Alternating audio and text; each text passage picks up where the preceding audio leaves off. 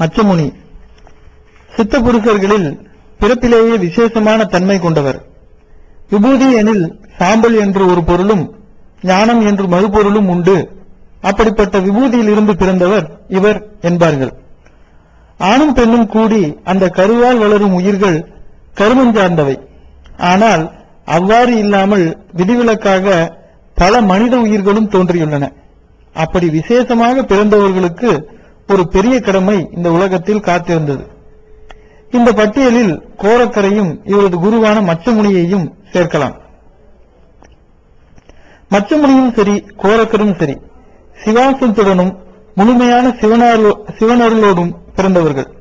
அதிலும் மச்சமுனியின் பிறப்பு மிக விசேஷமானது. தடாகம் ஒன்றின் கரையில் சிவபெருமான் உமாதேவியாருடன் பிறப்பு மற்றும் இறப்பு பற்றியும் உயிர்களின் தோற்றம் மாற்றம் பற்றியும் பலவாறாக பேசியபடி இருக்க, இதை கேட்டபடி இருந்த உமாதேவிக்கு கண்ணெயர்ச்சி ஏற்பட்டு உறக்கம் வந்துவிட்டது. ஆனால் தடாகத்தில் நீந்திக் கொண்டிருந்த தாய் மீன் ஒன்று அதை கேட்டபடி இருந்தது. மீனுக்கு ஏது காது, அதற்கு ஏது மொழியறிவு, அதனால் எப்படி கேட்க முடியும் என்ற கேள்விகள் எல்லாம் இன்றைய விஞ்ஞான பாதிப்பு நமக்குள் மூட்டுபவை. ஆனால் இந்த சம்பவங்களை அன்றைய நாளில் எழுதி வைத்தவர்கள் இப்படிப்பட்ட கேள்விகளை எல்லாம் கேட்க தெரியாதவர்கள் அல்லர். ஆனால் அவர்களுக்கு எல்லாம் பிறர் கூற வேண்டிய அவசியமே இன்றி இதற்கெல்லாம் விடைகள் தெரிந்திருந்தன. எங்காவது பட்சிகள் பேசினால், நாகங்கள் காவல் பணிகளில் இருந்தால் அவை பட்சி வடிவம் கொண்ட ஒரு தேவன் என்றோ தேவதை என்றோதான் கருதினார்கள். அவர்கள் வரையில் அவ்வாறு பட்சியாகவும் நாகமாகவும் தேவர்கள் இருக்க நிச்சயம் ஒரு காரணம் இருந்தது. அந்த திருக்குளத்து மீனும் கூட மீன் வடிவத்தில் இருந்த ஒரு தேவதை போலும்.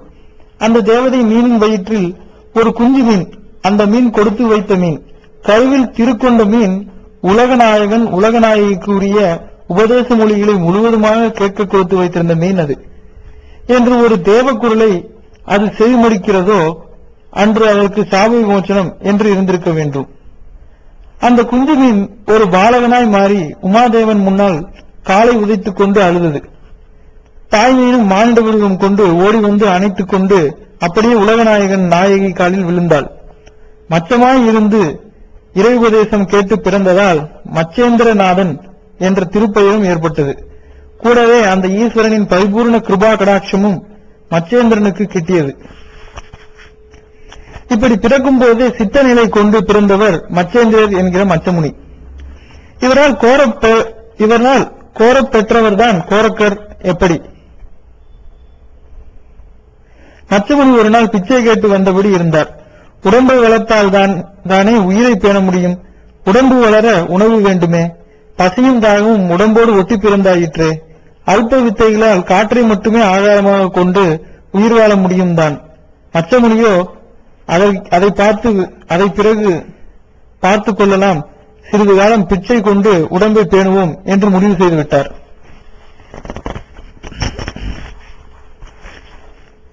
இப்படி சித்த புருஷர்கள் மனதில் பிச்சை கேட்க வேண்டும் என்று தோன்றுவதற்கு பின்னால் ஒரு கணக்கு உள்ளது. அவர்கள் அப்படி பிச்சை கேட்டு வரும்போது பிச்சையிடும் வாய்ப்பு ஒருவருக்கு கிடைக்கிறது என்றால் அதற்கு பின்னாலும் ஒரு கணக்கு உள்ளது. நல்ல சாஸ்திர ஞானம் உள்ளவர்கள் குரு தரிசனத்தை இருள் விலகப் போகிறது என்பதற்கான முன்னோட்டமாகவே பார்ப்பார்கள். அதே போல அவர்களுக்கு பணிவிடை செய்யும் வாய்ப்பை கர்ம துயரத்தை விளக்க கிடைத்த ஒரு மறைமுக சந்தர்ப்பமாகவே கருதுவார்கள். ஆனால் சராசரிகளோ சித்தப்புருஷர்களை பிச்சைக்காரர்களாகவோ பார்ப்பார்கள். மச்சமுனி பிச்சை கேட்டு வரும்போது ஒரு மாதவசி கூட அப்படித்தான் பார்த்தாள். அவளுக்கோ பிள்ளை பேறு இல்லை. அவள் ஜாதகம் அப்படி. அதனால் அவள் முகத்தில் சதா சர்வகாலமும் ஒரு துக்கம். இந்த நிலையில்தான் மச்சமுனி அவள் எதிரில் நின்றபடி பிச்சை கேட்டார். அவளும் அலுப்புடனேயே பிச்சை ஈட்டாள். பிச்சை ஈட்டால் காலில் விழுந்து வணங்க வேண்டும். வணங்கும் போது சித்த சன்னியாசிகள் ஆசீர்வதிப்பார்கள். அவள் மனம் துயரத்தில் இருந்ததால் அவளுக்கு வணங்க தோன்றவில்லை. பேசாமல் திரும்பி நடந்தாள். நீர்த்தாயே தடுத்தார் மச்சமுனி. அவளும் திரும்பினாள். பிச்சை ஈட்ட நீ வணங்க வேண்டாமா? மச்சமுனிதான் கேட்டார். நான் வணங்க நீர் என்ன தெய்வமா? அவள் கேள்வியில் அஞ்ஞானம் கொடிகட்டி பறந்தது. மச்சமுனியின் முக்கால ஞானத்திற்கோ நொடியில் அவள் நிலைப்பாடு விளங்கிவிட்டது. தாயே, என் போன்ற சித்த சன்னியாசிகளும் கடவுள்தானம்மா என்றார். அப்படியானால் எனக்கு புத்திர பாக்கியம் இல்லை, உம்மால் தர இயலுமோ? அவளிடம் இருந்து கோரிக்கை துள்ளி வந்து விழுந்தது. உடனேயே புன்னகையுடன் சிவநாமத்தை ஜபித்து ஒரு சிட்டிகை விபூதியை அவளுக்கு தந்தார் மச்சமுனி. இதை சிவநாமம் கூறி நீ உண்டாயானால் உனக்கு பிள்ளை பேறு உண்டாகும். இது சாம்பல், இது எப்படி எனக்கு பிள்ளை பேறு தரும்? சாம்பல் தானம்மா, இருந்தாலும் இதை நீ உண்டால் பிள்ளை பேறு பெற்றிடுவாய். ஒரு நாள் நான் அந்த பாலகனை காண நிச்சயம் திரும்பவும் வருவேன் என்று கூறி பிச்சை போருடன் திரும்பி நடந்தார். பார்த்துக் கொண்டே இருந்தாள். பக்கத்து வீட்டுக்காரி ஓடி வந்தாள். கையில் என்ன கேட்டாள். விபூதி. கோசாலை நோக்கி நடந்தபடியே பதில் சொன்னாள் அந்த பெண். இது விபூதி அல்ல, அவனும் ஒரு மாயாவி. இதை நீ உண்டால் மயங்கக்கூடும், திரும்ப வந்து உன்னை அவன் அபகரிக்கக்கூடும், இதை வீசி எறி. அவள் கூறிட அந்த பெண்ணும் உடனே கோசாலையாகிய மாட்டுத் தொழுவத்தில் எருமுட்டைகள் கொண்ட மூட்டப்பட்ட வெந்நீர் அடுப்பில் அந்த விபூதியை போட்டுவிட்டு கைகளையும் தட்டி உதறிக் கொண்டாள். அவள் விதி அந்த விபூதியின் வழியை மாற்றிவிட்டது. கிட்டுவதை கிட்டும், ஓட்டுவதை ஓட்டும் என்று ஆன்றோர்களும் காரணமில்லாமலா கூறி சென்றனர். சில காலம் சென்றது. மச்சமுனி முன் சொன்னது போல திரும்பி வந்தார். அந்த பெண்ணிடம் விபூதியால் பாலகன் பிறந்தானா, எங்கே அவன் என்று கேட்க அவளிடம் தடுமாற்றம் திக்கினாள், திணறினாள். உங்களை மாயாவியாக நான் எண்ணிவிட்டதால் கோவகத்து அடுப்பில் அந்த விபூதியை வீசிவிட்டேன், அதுவும் சாம்பலோடு சாம்பலாகிவிட்டது என்றாள். உடனே அந்த அடுப்பின் முன் சென்று நின்றவர் மனம் வருந்தினார். தாங்கள் கடவுள் என்றால் அந்த அடுப்பு சாம்பலில் இருந்து கூட ஒரு உயிரை உருவாக்க இயலுமே என்று சந்தேகத்தையும் முன்னிறுத்தினாள். மச்சமுனி அதை கேட்டு சினமுற்றார். சித்தன் வாக்கு பொய்க்க கூடாது. எந்த விபூதியால் ஒரு பிள்ளை பிறக்கும் என்றேனோ அந்த விபூதியால் நிச்சயம் பிள்ளை பிறக்கும். உன் கருப்பைக்குள் வளரத்தான் உன் கர்மம் இடம் தரவில்லை. ஆனால் கோசாலையாகிய இந்த கோபகம் அதற்கு இடமளித்து விட்டது.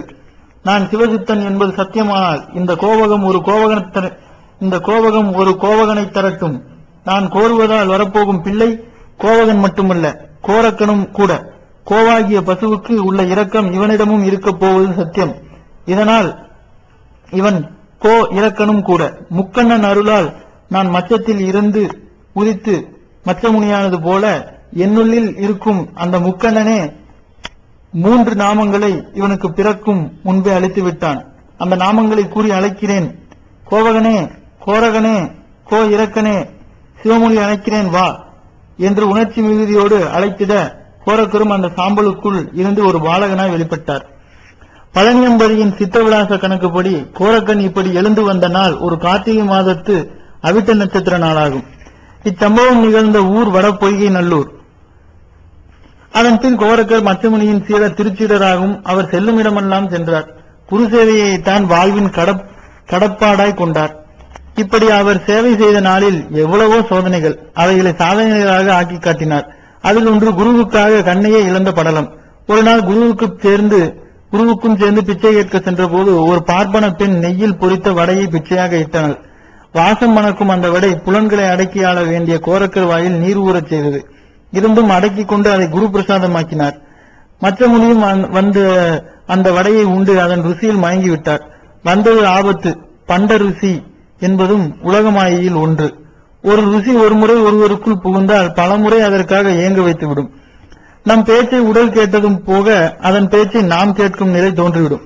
மகா ஞானியான மச்சமுனிக்கு மீண்டும் வடை தின்னும் ஆசை தோன்றிவிட்டது. சிவன் கோரக்கனிடம் எனக்கு மேலும் வடை தேவை என்றார். கோரக்கரும் பார்ப்பன பெண்ணிடம் சென்று வடை கேட்டார். அவளோ அனைத்தும் தீர்த்து விட்டது என்றார். சுட்டுத்தாருங்கள் தாயே என்று மன்றாடினார். ஏலாதப்பா, எனக்கு களைப்பாக உள்ளது, உரிய பொருட்களும் இல்லை என்றாள் அவள். இது குருவின் விருப்பம், உயிரை தந்தாயினும் நான் ஈடேற்ற வேண்டும் என்றார் கோரக்கர். உன் குருவுக்கு ஏன் இப்படி ஒரு அற்ப ஆசை? நான் முன்பே வடை பொறிக்கும் போது எண்ணெய் தெரித்த கண்ணில் பட்டு கண் போக தெரிந்தது. நல்ல வேளை தப்பித்தேன். இனி ஒரு முறை வடை பொறிக்கும் போது எனக்கு கண் போனால் நீ என்ன உன் கண்களை பிடுங்கியா தருவாய்? எகத்தாளமாய் கேட்டாள். அதற்கென்ன தந்தால் போச்சு என்ற கோரக்கர் அடுத்த நொடிய நெய்வடைக்காக தன் மெய்க்கண்கள் இரண்டையுமே பறித்து தந்துவிட அந்த பெண்மணி அரண்டு போனாள். அடுத்த நொடி கோரக்கரின் குரு பக்திக்காகவே சுட சுட நெய்வடை பொறித்து தந்தாள். கோரக்கரும் முகத்தை மூடியபடி வந்து வடையை தர மச்சமுனியும் உண்டுவிட்டு கோரக்கர் முகத்தை மறைத்திருப்பதன் காரணம் அறிய முயல பகீர் என்றது. கோரக்கா, எனக்காக அற்ப வடைக்காக உன் கண்களை தந்தாய். ஆம் சுவாமி, வேறு வழி அப்போதே தெரியவில்லை. அட பாவி, இப்படி ஒரு குருபக்தியா என்று கேட்டு கோரக்கனை ஆறத் தழுவி ஆலிங்கனம் புரிந்த மச்சமுனி தன் தவ ஆற்றலால் மீண்டும் கண்களை தெரிவித்தார். கோரக்கரும் பார்வை பெற்றார். அதன் பின்னும் குருசேவை கோரக்கர் வரை தொடர்ந்தபடிதான் இருந்தது. மெல்ல மெல்ல மச்சமுனி மூலமாகவே சிவஞானம் போதம் அறிந்தார். காயகற்ப முறைகளை கற்றவர் தன் உடம்பை உருக்கு போல் ஆக்கிக் கொண்டார். இவரை ஒரு வாள் கொண்டு வெட்ட முனைந்தால் வாளே முனை முழுங்கும். இதனை உணர்த்தும் ஒரு சம்பவம் இவருக்கு அல்லமத்தேவர் என்னும் சிவஞானிக்கு இடையே நிகழ்ந்தது. அல்லமத்தேவர் ஒரு அபூர்வ ஞானி. மரங்கள் இவரை கண்டால் அசைந்து கொடுத்து மகிழ்ச்சி தெரிவிக்கும். பட்சிகள் இவரோடு பேசும். மொத்தத்தில் இயற்கையின் பல பரிமாணங்களில் அல்லமத்தேவர் அரசனாக விளங்கியவர். அல்லமத்தேவர் உடலோ வாளால் வெட்டப்பட்டாலும் திரும்பவும் உடனே சீரானது. கோரக்கரே இவரை வெட்டியவர். தன்னிலும் விஞ்சிய ஞானி அல்லமர் என்று அறிந்து அவரை பணிந்து அல்லமரின் வழிகாட்டுதலையும் பின்பற்றார். இதை பிரபுலிங்க லீலை எனும் வரலாற்றில் விரிவாகவே அறியலாம். இப்படி சாம்பலில் தோன்றியவர் ஓங்கி வளர்ந்தார். பின்னாளில் பிரம்மமுனியின் நட்பு கிட்டியது. இருவரும் ஒன்றாகவே எங்கும் சென்றனர். ஒட்டியே இருக்கும் இரட்டை சித்தர்கள் என்கிற பெயர் இதனால் ஏற்பட்டது. இந்த இரட்டை சித்தர்களால் தான் கஞ்சாவும் புகையிலையும் இந்த மண்ணுக்கு வர காரணம். அது ஒரு விசித்திரமான கதை. பிரம்மமுனி பற்றியும் பின் இருவரும் நிகழ்த்திய யாகத்தின் விளைவாக உருவான கஞ்சா பாத்திரம், புகை பாத்திரம் எனும் கஞ்சா புகையிலை மண்ணுக்கு வந்த கதையையும் பார்ப்போம்.